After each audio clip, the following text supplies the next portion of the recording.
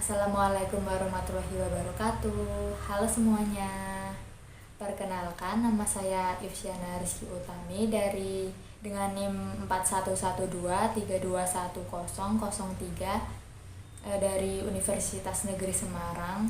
Di sini saya akan memaparkan mengenai resume materi yang sudah diajarkan selama 1 semester ini di mata kuliah pemrograman komputer yang diampu oleh Ibu Dian Triwianti dan Pak Gusti Aditya. Selain materi, di sini juga ada contoh kasus-kasusnya. Oleh karena itu, teman-teman semua bisa memperhatikan video ini dan bisa menikmatinya. Selamat menikmati videonya. Orientasi Java adalah objek yang memiliki berbagai keunggulan seperti lebih cepat dan lebih mudah untuk dieksekusi, menyediakan struktur program yang jelas, serta memungkinkan untuk membuat aplikasi yang dapat digunakan kembali dan lebih sedikit kode dan waktu untuk mengembangkannya sehingga lebih singkat. Materi yang pertama adalah konsep berorientasi objek, yaitu kelas, atribut, dan metode. Kelas sendiri yaitu suatu cetakan atau blueprint atau suatu rancangan untuk menciptakan suatu yang instan dari objek. Kelas sendiri berfungsi untuk menampung isi dari program yang akan dijalankan. Di dalamnya berisi atribut atau tipe data dan metode untuk menjalankan suatu program. Contohnya yaitu kelas buah atau fruit, kelas hewan, kelas animal, dan lain sebagainya. Di dalam Java, untuk mendeklarasikan suatu kelas dapat menggunakan kata kunci yang diikuti dengan nama kelasnya. Aturan penamaannya yaitu setiap kata harus diawali dengan huruf kapital. Contoh struktur pendeklarasiannya yaitu kelas, nama kelas.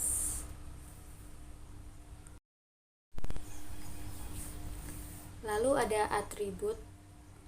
Atribut sendiri merupakan nilai data yang terdapat pada suatu objek yang berasal dari kelas.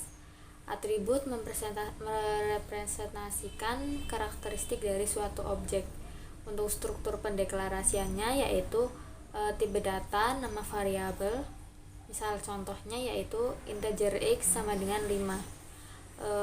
Dan untuk mengakses suatu atribut kita dapat menggunakan dengan membuat objek kelas dan menggunakan sintaks titik.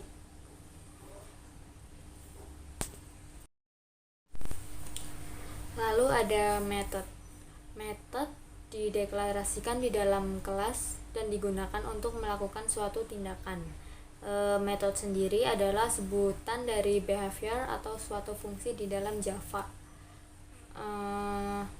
Dalam pemanggilan metodenya kita dapat menuliskan nama metode diikuti dengan 2 tanda kurung dan titik koma.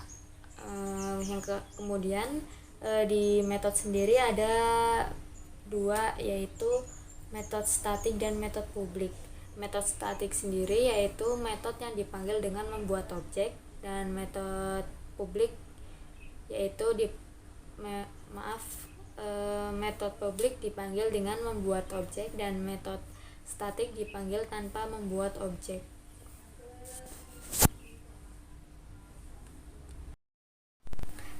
Dalam pendeklarasiannya yaitu kita dapat menuliskan modifier, return type, nama, dan parameter, yang dimana modifier tersebut dapat menggunakan beberapa modifier yang berbeda. Return type dapat berupa seluruh tipe data termasuk void, dan kemudian nama berupa identifier atas kelas, parameter atau tipe parameter atau nama parameter. Di dalam metode sendiri ada 2 jenis, yaitu void method dan return method. Void method sendiri yaitu metode yang tidak dapat mengembalikan suatu nilai. Void method dapat diidentifikasikan dengan adanya kata kunci void di depan nama metode. Lalu return method yaitu metode yang mengembalikan nilai, dapat diidentifikasikan dengan adanya tipe data di depan nama metode.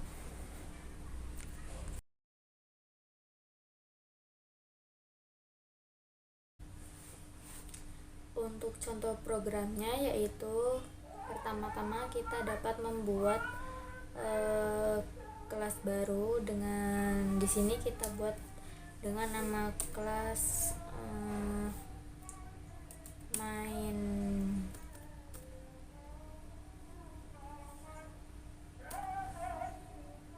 Kemudian kita klik finish.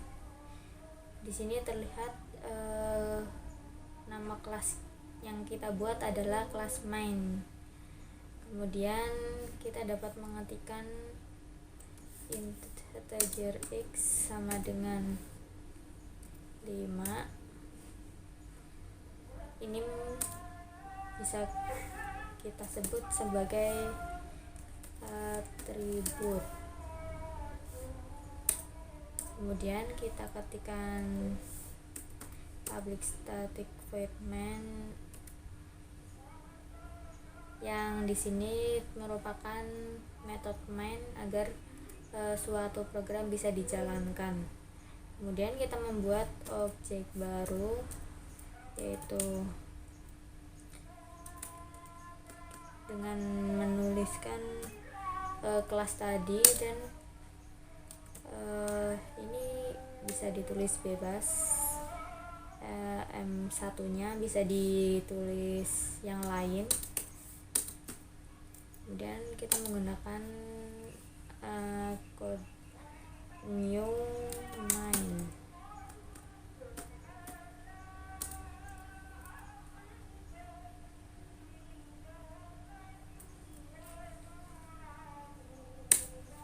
Nah, di sini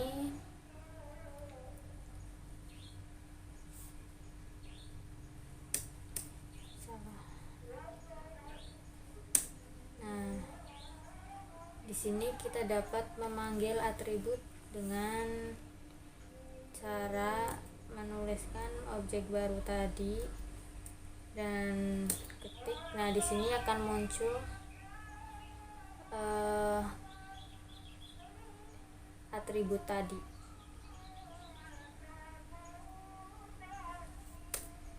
Nah, kita dapat mengubah nilai x5 tadi menjadi beda, yaitu misal kita dapat menuliskan 10. Kemudian kita ketik system out println untuk mencetak hasilnya, dan di sini kita panggil 1x. Nah, kemudian outputnya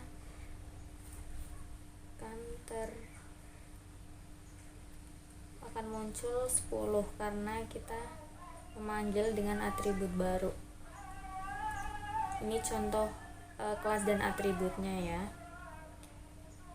Ini dapat dituliskan, ini membuat objek baru.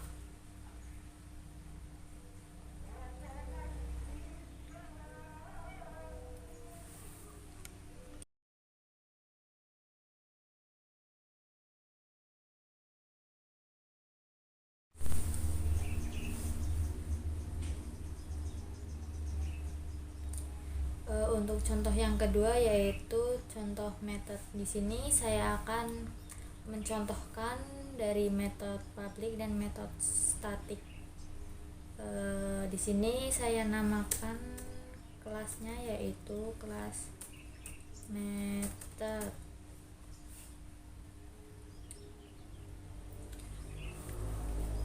Kemudian yang pertama yaitu saya akan mengetikkan static method, yaitu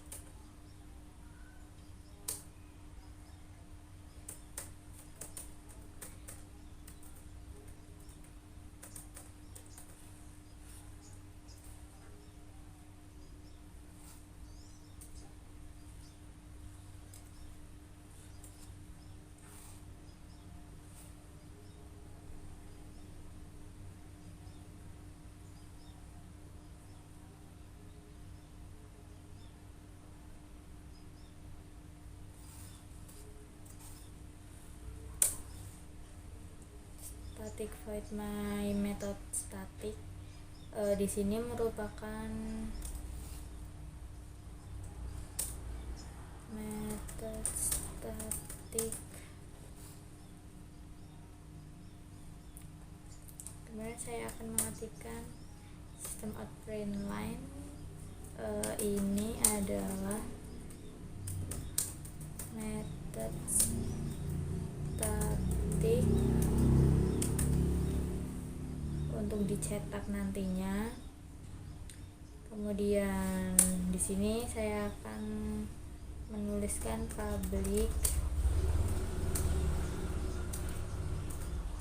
void my method public, yaitu contoh metode publiknya dapat ditulis method public. Kemudian di sini juga saya akan tuliskan system out print line untuk mencetak katanya. Ini adalah method public. Kemudian kita tuliskan main metodenya, yaitu public static void main, dan membuat objek baru untuk memanggil metode publiknya, dan di metode staticnya tidak perlu.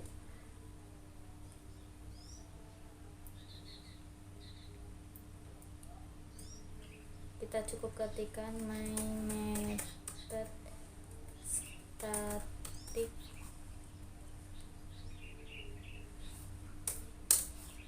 ini untuk memanggil method static. Kemudian kita membuat objek baru untuk memanggil metode publiknya. Dengan kita buat A aja ya biar cepat. New method.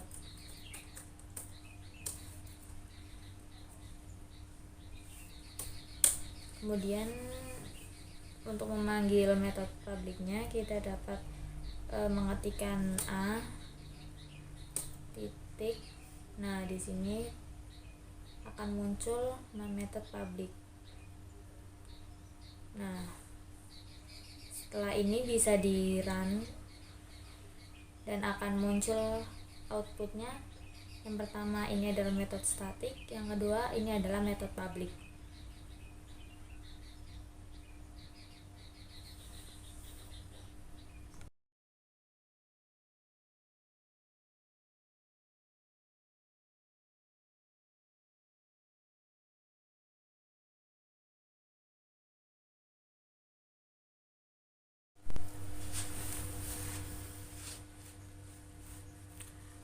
Sekarang kita berlanjut ke materi yang kedua.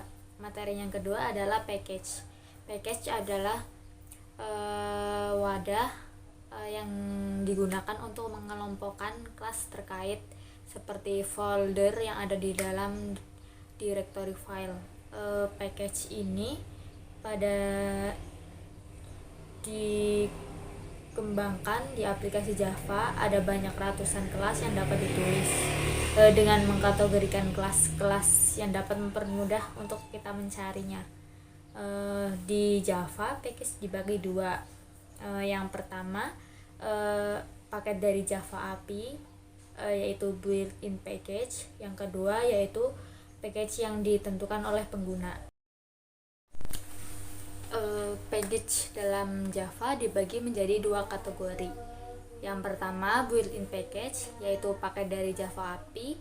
Yang kedua yaitu package yang ditentukan oleh penggunanya sendiri. API sendiri yaitu Application Programming Interface, yaitu sekumpulan definisi dan protokol untuk membangun dan mengintegrasikan perangkat lunak di aplikasi. Java API adalah library of pre-written class yang bebas digunakan dan ada di dalam Java Development Environment. Library tersebut berisi komponen-komponen untuk mengelola inputan, pemrograman basis data, dan lain-lain. Library ini dibagi menjadi package dan kelas. Artinya kita dapat mengimpor satu kelas bersama dengan metode dan atributnya atau seluruh package yang berisi semua kelas. Untuk menggunakan kelas atau package dari library ini, kita perlu menggunakan kata kunci import.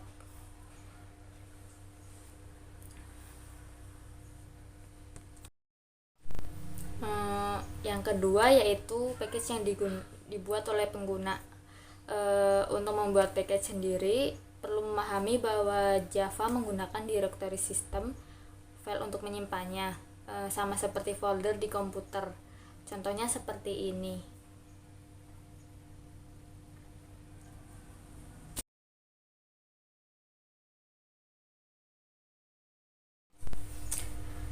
Untuk contoh programnya di sini, package ini merupakan package yang dibuat oleh pengguna sendiri. Nah, di sini saya menggunakan built-in package, yaitu menggunakan Java Util Scanner dengan penulisan import java.util.scanner. Yang kemudian di sini ada nama kelas, yaitu nama kelasnya mahasiswa. Terus kita ketikkan main metodenya, yaitu public static void main strings. Kemudian ada string nama, integer usia. Lalu di sini ada scanner input, atau ini merupakan built-in pakai dari Java dengan menggunakan scanner. Penulisannya yaitu scanner input sama dengan new scanner system.in. Kemudian untuk mencetak kata atau kalimat data mahasiswanya, kita menggunakan sistem out_println. Kemudian di sini untuk dapat memasukkan nama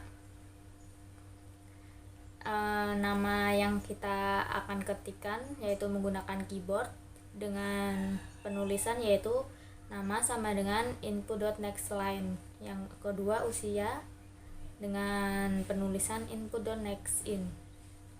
Terus kita cetak menggunakan sistem out_println, yaitu nama plus yang kita ketikkan tadi dengan menggunakan keyboard.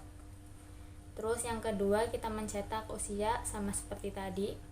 Setelah itu kita run dan hasilnya seperti ini, data mahasiswa.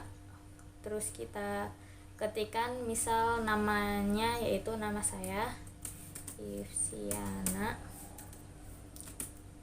kemudian usia yaitu 19. Nah, akan tercetak seperti ini.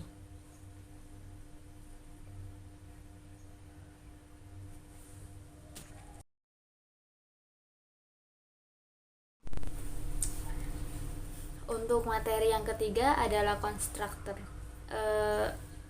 Constructor adalah metode khusus yang digunakan untuk menginisialisasi objek, di mana nama constructor harus sama dengan nama kelasnya. Di konstruksi sendiri ada beberapa persyaratan atau sifat-sifat yang harus kita patuhi. Yang pertama yaitu nama konstruktor sama dengan nama kelas. Terus yang kedua yaitu di konstruktor sendiri tidak memiliki nilai balik dan tidak boleh ada kata kunci void. Kemudian di konstruktor ini ada beberapa jenis, yaitu konstruktor untuk konstruktor default, yaitu konstruktor yang tidak memiliki parameter apapun, di mana di konstruktor tersebut tidak ada nilainya, yaitu nilainya dari awal saja. Kalau yang konstruktor berparameter yaitu konstruktor yang memiliki parameter atau nilai, digunakan untuk memberikan nilai yang berbeda dari objek yang berbeda. Namun di samping itu kita juga dapat memberikan nilai yang sama juga. Untuk lebih jelasnya kita dapat melihat contohnya.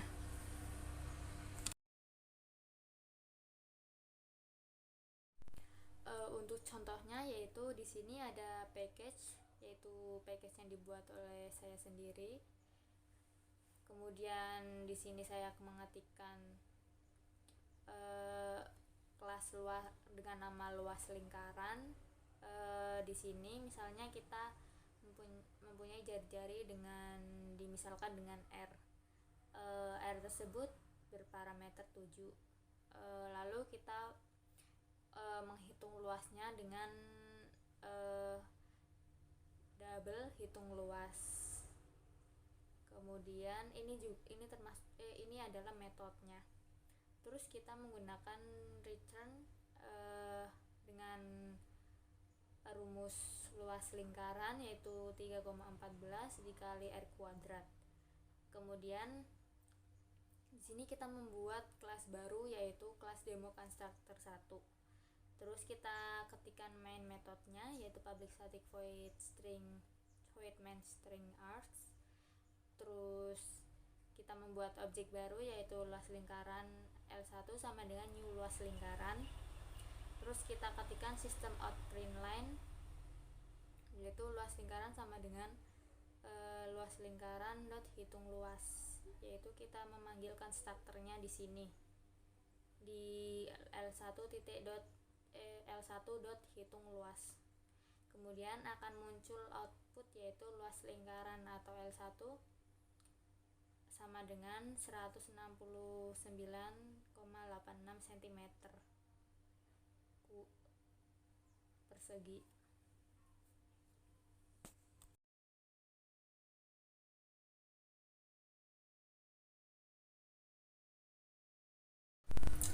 Untuk materi yang keempat adalah modifier. Modifier adalah sebuah keyword yang memberikan keterangan tambahan dan ditempatkan di awal deklarasi kelas. Terus modifier dibagi menjadi dua. Yang pertama yaitu access modifier, yaitu modifier yang dapat diakses. Yang kedua yaitu non-access modifier, yaitu modifier yang tidak dapat diakses. Access modifier yaitu keyword yang menyatakan hak akses. Fungsinya yaitu membatasi kepada siapa saja suatu objek yang dapat diakses.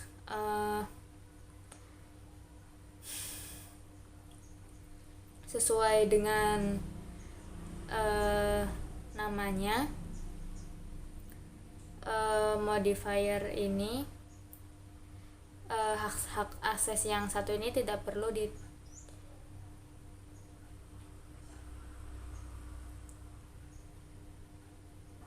dituliskan di metode atau variabelnya.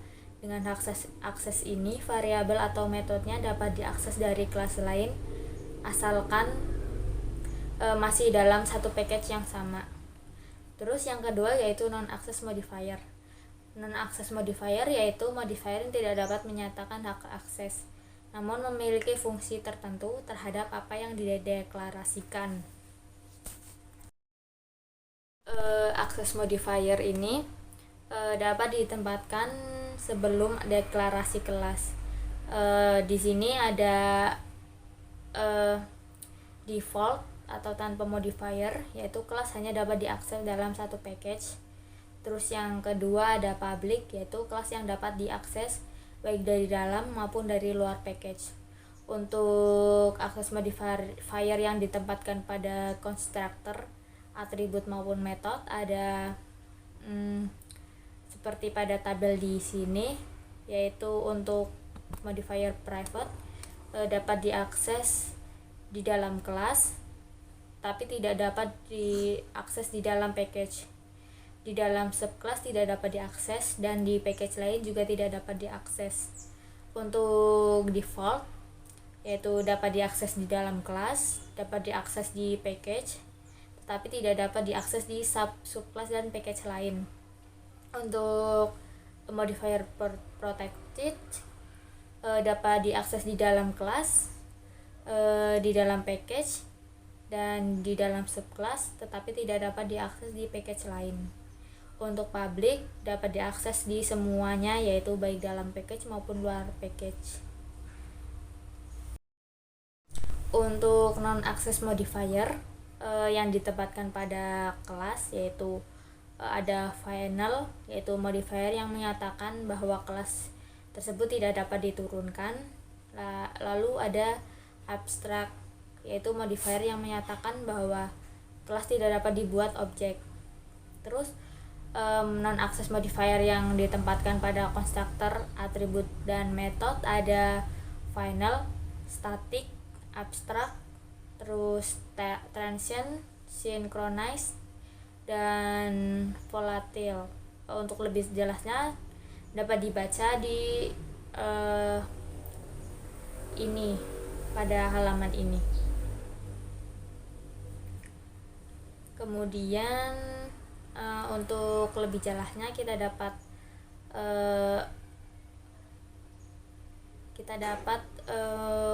melihat di contohnya.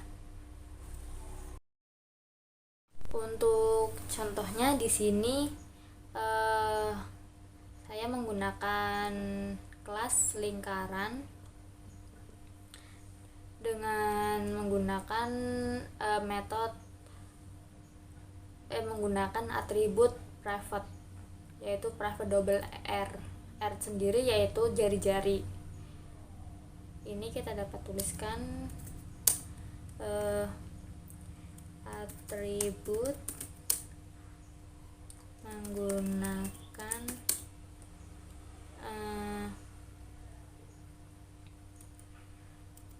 access modifier private. Terus di sini ada public lingkaran, yaitu metodenya. Di sini untuk mengambil metode ini kita menggunakan this.r, yaitu R. Terus kita cari kelilingnya dengan public double get keliling, terus return rumusnya yaitu 2 kali 3,14 kali R. Kemudian kita ketikkan main metodenya, yaitu public static void main args. Terus membuat objek baru, yaitu luas lingkaran link 1 sama dengan new luas lingkaran. Di sini kita mengisikan parameternya, yaitu 7 dan 0. Terus kita ketikkan untuk mencetak hasilnya, yaitu dengan sistem out print line, yaitu keliling sama dengan lingkaran dot get keliling. Kemudian setelah itu kita dapat merun filenya dan terlihat hasilnya, yaitu keliling sama dengan 43,96.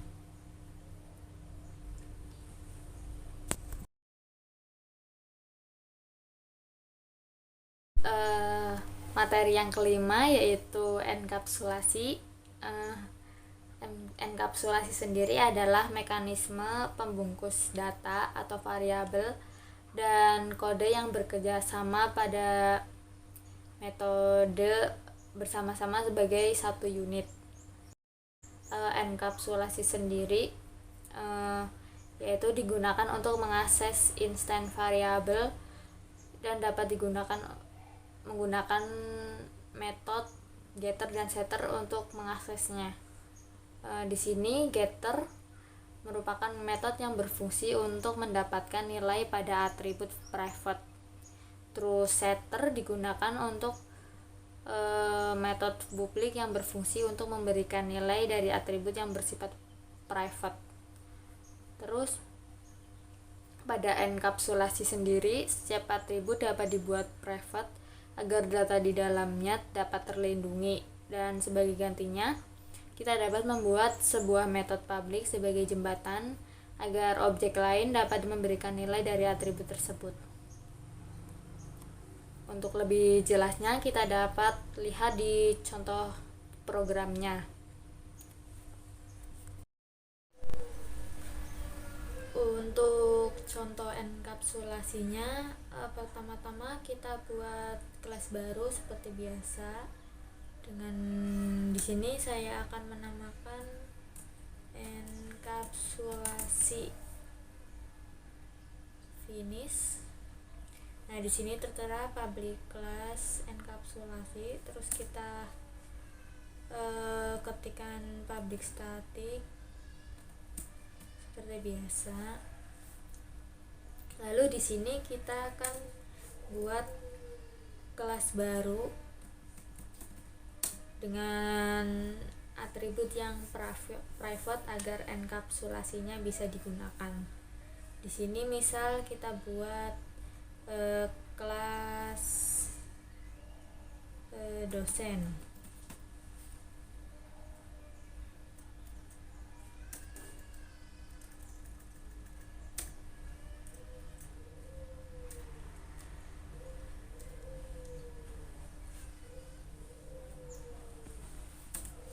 Nah, di sini kita ketikkan private string nama untuk kita cari tahu nama dosennya. Kemudian kita buat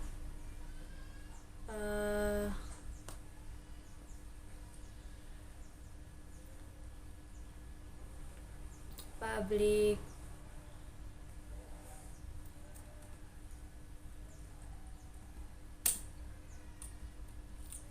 string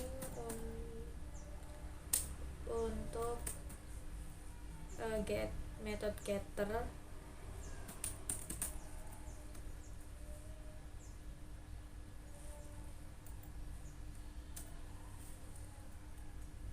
Terus ini return nama. Kemudian ini kita tulis untuk mengambil nilai atau nama yang diisikan.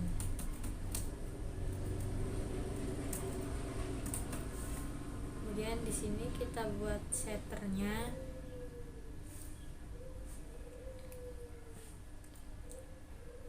Public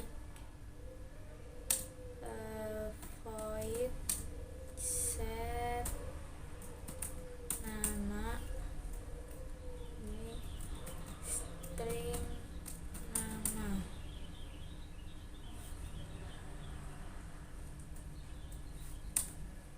Kemudian ini menggunakan this dot. Nah, ini akan muncul nama karena di sini yang akan kita ituin namanya sama dengan nama. Nah, kemudian kita balik lagi ke public staticnya. Kita buat objek baru yaitu dosen sama dengan D, misal kita pakai D, terus new dosen.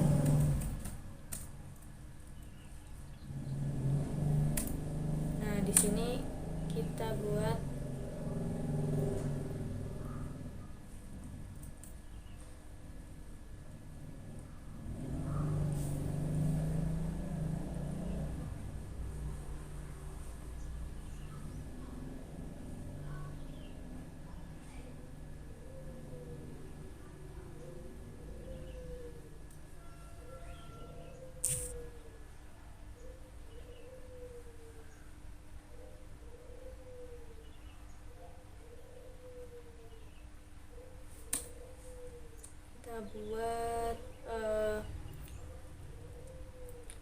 D titik untuk memanggil ya, set nama.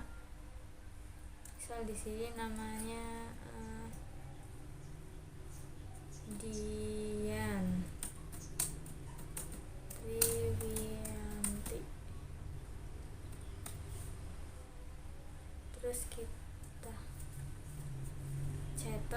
sistem out print line, yaitu nama dosen (2) plus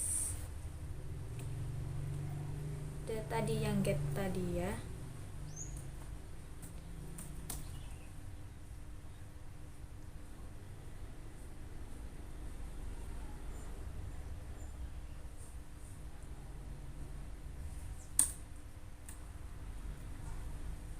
Nah, ini tinggal kita run.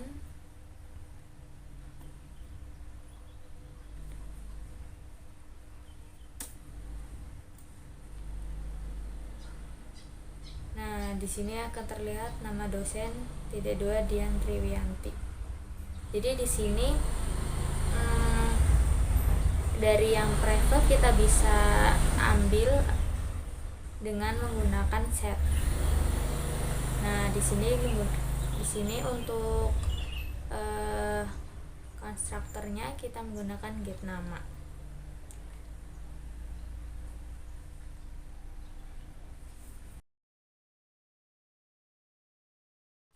Nah, sekarang kita masuk ke materi yang keenam, yaitu inheritance.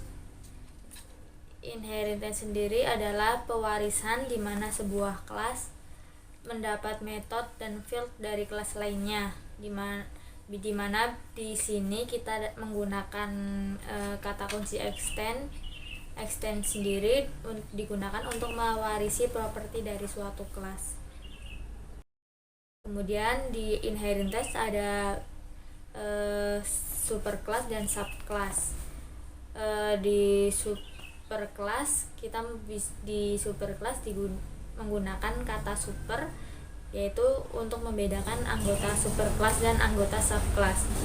Terus pada subclass kita menggunakan kata this untuk merujuk dari subclass tersebut. Untuk mengakses superclass tersebut, untuk di atribut kita dapat menggunakan kata super dot variabelnya. Terus untuk yang metode kita dapat mengakses dengan kata super dot nama metodenya. Kemudian di inheritance sendiri juga ada overriding method, yaitu digunakan untuk subclass yang dapat mengesampingkan metode yang didefinisikan di dalam superclass dengan menyediakan implementasi baru dari metode tersebut. Kemudian ada final. Final ialah keyword pada Java yang digunakan untuk membatasi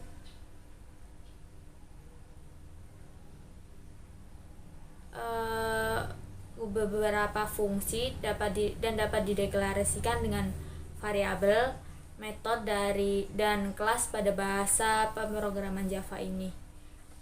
Untuk metode final yaitu digunakan untuk mencegah overriding pada metode. Terus untuk final class digunakan untuk mencegah diwariskannya atau inheritance dan supaya mengubah seluruh metode di dalam kelas tersebut menjadi final.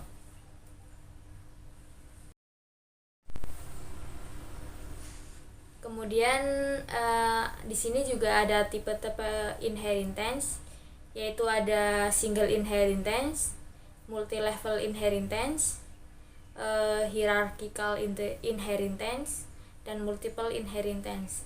Untuk single inheritance ada di sini tuh ada ciri-cirinya, ada satu superclass dan ada satu subclass yang mana kelas B bisa mewarisi dari kelas A. Untuk multi-level inheritance yaitu yang kelas C bisa mewarisi dari kelas B, kemudian kelas B mewarisi dari kelas A. Untuk hierarchical inheritance ada satu superkelas, dan yang mewarisi dari kelas A tersebut ada dua, yaitu kelas A dan kelas B. Terus untuk multiple inheritance ada kelas A dan kelas B, di mana yang kelas A dan kelas B itu diwarisi oleh kelas C dan tapi di sini tidak disupport Java, dimana karena di Java tersebut tidak bisa untuk satu kelas sendiri mewarisi dua kelas. Lalu ada interface dan improvement. Interface sendiri adalah kelas yang tidak memiliki tubuh pada metode-metodenya, di mana keuntungannya yaitu untuk menutupi kekurangan pada Java yang hanya memperbolehkan satu kelas saja dan berhak mendapatkan warisan di kelas induknya. Untuk lebih jelasnya kita dapat melihat contoh berikut ya.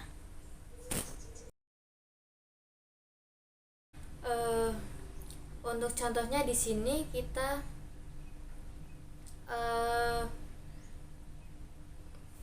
membuat nama sebuah kelas tersebut. Di sini terlihat namanya inheritance. Kemudian kita buat kelas baru yaitu kelas calculation. Di sini ada integer z sebagai atributnya. Terus di sini ada metodenya yaitu public void addition, integer x, integer y, di mana z tersebut merupakan x plus y. Terus kita cetak dengan sistem outprintln dengan isian yaitu the sum of given numbers sama dengan ini plus z untuk memanggil z-nya. Terus di sini juga ada metode lagi yaitu metode public void subtraction yaitu integer x dan integer y. Di sini z-nya juga x min y dengan sistem outprintln the difference between the given numbers, ini untuk mencetaknya. Dan di sini ada metode lagi public void multiplication dengan z yaitu x kali y, terus dicetak. Kemudian kita buat objek baru yaitu calculation, calc sama dengan new calculation. Terus kita panggil dengan constructor class.addition. Misal kita masukkan x-nya 1 dan y-nya 2. Terus di class subtraction misal kita masukkan x-nya 8, y-nya 2. Terus di di constructor multiplication misal kita ambil x-nya 9 dan y-nya 3. Untuk mengakses ini kita dapat mengextend atau menginheritance dengan kata extend di public class ini inheritance, karena di satu kelas ini tidak dapat mewarisi dua kelas, maka kita dapat menggunakan kelas calculation ini untuk di extend ke inheritance agar dapat di run atau agar dapat agar nilainya dapat diambil dengan menggunakan extend tanpa membuat tubuh dari pemrograman dengan yang baru. Kemudian kita run. Nah, di sini akan terlihat bahwa the sum of the given numbers 3. Di sini jelas ya, 1 tambah 2 sama dengan 3. Terus difference between the given numbers atau hasil pengurangannya yaitu 6, yaitu 8 min 2.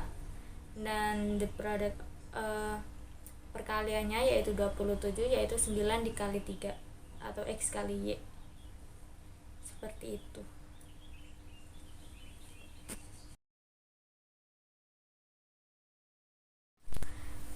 Sekarang kita lanjut ke materi yang ketujuh, yaitu polymorphism.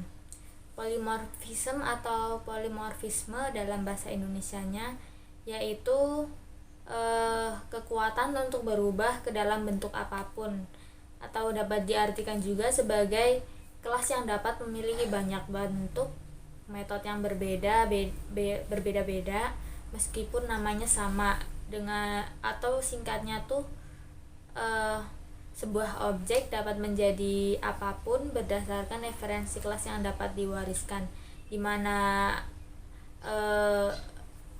sebuah objek tersebut dapat mewarisi A juga dapat mewarisi B.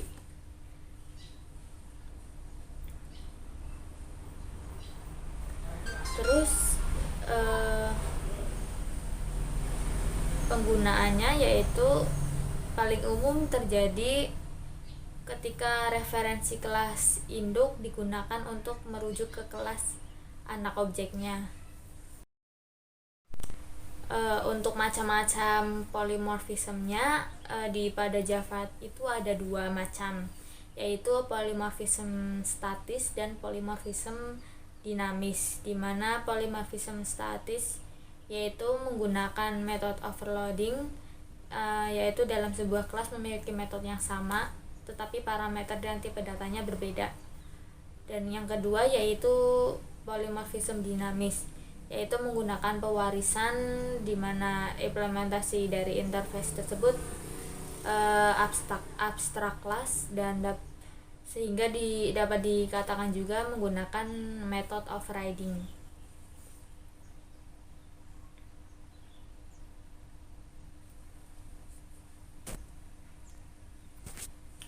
Untuk lebih jelasnya kita dapat melihat contoh berikut. Untuk contoh selanjutnya yaitu contoh dari polymorphism. Di sini saya menuliskan nama kelasnya yaitu polymorphisme. Terus seperti biasa kita menggunakan public static void mains. Lalu kemudian kita membuat kelas baru yaitu kelas bangun datar dengan atribut public integer luas. Kemudian kita cetak kata atau kalimat menghitung luas bangun datar dengan sistem outPrintln. Terus di sini ada return 0. Terus kita juga buat kelas lagi yaitu kelas segitiga dengan atribut integer alas, integer tinggi. Nah, di sini kita menggunakan metode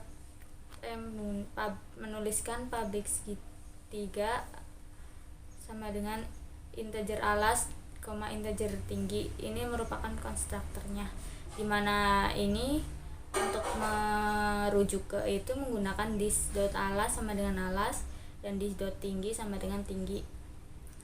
Kemudian di sini ada public integer luas yaitu metodenya, yaitu return menggunakan kata return this.alas dikali this.tinggi. Kemudian kita kita buat objek baru dulu dengan menggunakan public static tadi, dan di sini kita tuliskan bangun datar sama dengan new bangun datar, lalu segitiga sama dengan new segitiga, dengan ini dimasukkan parameternya. Lalu untuk memanggil untuk konstruktornya yaitu bangun datar dot luas.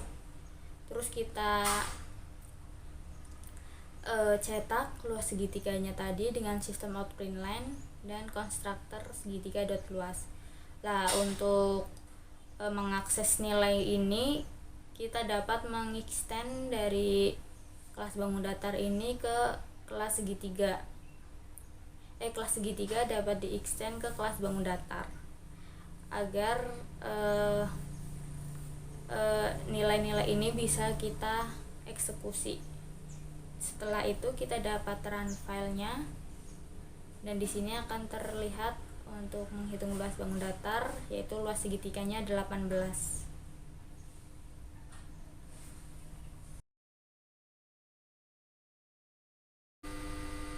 Selanjutnya adalah materi yang ke-8 yaitu abstraction. Abstraction sendiri adalah kelas yang mempunyai setidaknya satu abstrak method, di mana abstrak method adalah metode yang tidak memiliki body atau hanya deklarasi metode aja. Untuk lebih jelasnya, ini ada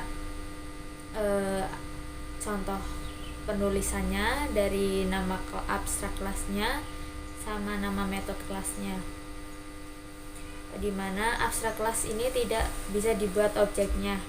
Abstrak kelas hanya bisa dibuat dari non abstrak kelas, dan konsekuensinya yaitu suatu abstrak kelas haruslah diturunkan, di mana pada subkelas tersebut berisi implementasi dari abstrak method yang ada di dalam superkelasnya. Untuk kegunaan dari abstraction yaitu deklarasi metode abstrak. Jika ada satu atau lebih dari subclass, diharapkan mempunyai fungsionalitas yang sama tetapi implementasinya harus berbeda.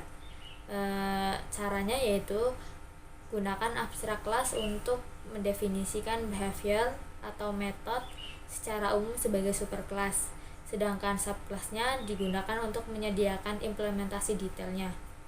Untuk cara membuat kelas abstrak yang konkret yaitu dengan membuat implementasi dari metode-metode yang masih abstrak.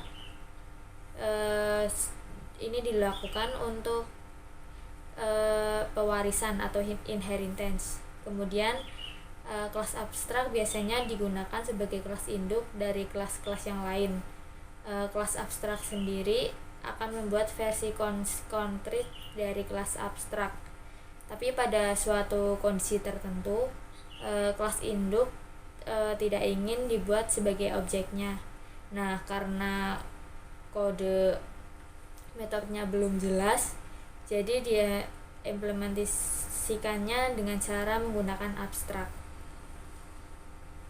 Untuk lebih jelasnya kita dapat lihat contoh seperti berikut.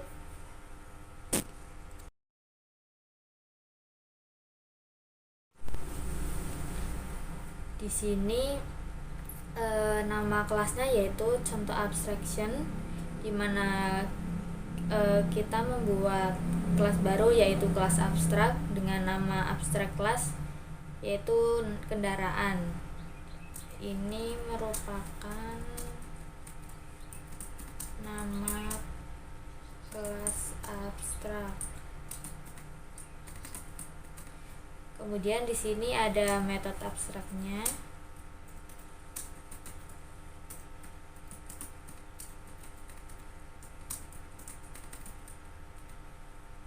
Di mana ini sudah memenuhi persyaratan dari kelas abstraction. Kemudian kita membuat kelas baru dengan nama kelas mobil, dan metodenya yaitu void bunyi. Lalu kita cetak kata berem ini dengan sistem out print line. Kemudian kita buat kelas baru lagi dengan nama kereta. Terus ini ada void bunyi lagi yaitu metodenya, dan di sini ada sistem out print line untuk mencetak kalimatnya. Kemudian kita extend kelas mobil ini ke kendaraan, yaitu kelas kendaraan, di mana kelas kendaraan ini adalah kelas abstraknya. Kemudian kita buat objek baru dengan mengetikkan public static void main. Kemudian mobil yaitu car sama dengan new mobil, dan untuk kereta yaitu train sama dengan new kereta. Terus kita buat constructor untuk memanggil metode tadi agar dapat di run dengan menggunakan car.bunyi dan train.bunyi. Setelah ini kita bisa run,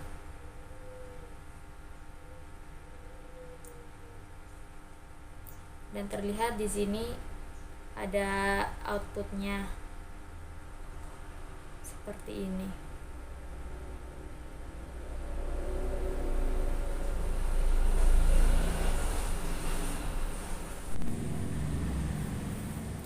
Nah, mungkin itu saja yang dapat saya sampaikan di pemaparan materi resum pada video kali ini. Semoga bermanfaat ya bagi teman-teman semua. Sekian, terima kasih. Mohon maaf apabila ada salah kata. Sampai jumpa lagi. Wassalamualaikum warahmatullahi wabarakatuh.